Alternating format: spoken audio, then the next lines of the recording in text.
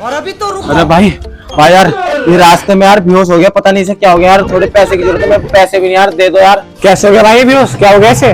भाई भाई मुझे कुछ नहीं पता, ये मेरे साथ रास्ते में जा रहे थे, अपना बेहोश होके गिर गया यार। थोड़ी मदद कर दो यार, मैं पता नहीं इसके घर वालों को क्या जवाब दूंगा भाई, मेरे को कुछ समझ में भी नहीं आ रहा।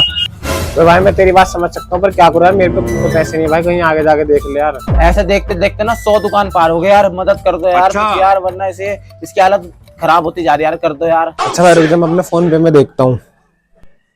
भाई मेरे फोन पे में नहीं पड़े पैसे यार भाई, वरना मैं तेरी मदद कर देता भाई, मेरे पास नहीं है यार। भाई भाई प्लीज यार कर दो यार मदद, अगर वरना ऐसा कुछ हो गया ना तो इसके घर वाले मेरी जान खा जाएंगे भाई, जल्दी यार कुछ। भाई यार मेरे पे ना पैसे यार कमेटी के पड़े हो, मैं तुम्हें उसमें से दे सकता हूँ यार, कितने चाहिए तुम्हें ये बताओ पहले। भाई भाई 20,000 रुपए की जरूरत है। डायलॉग में तो 5,000 रुपए थे। वो तो भाग गया, अब तू नहीं बचेगा, अंदर ही है। पैसे लूट रहा है तू।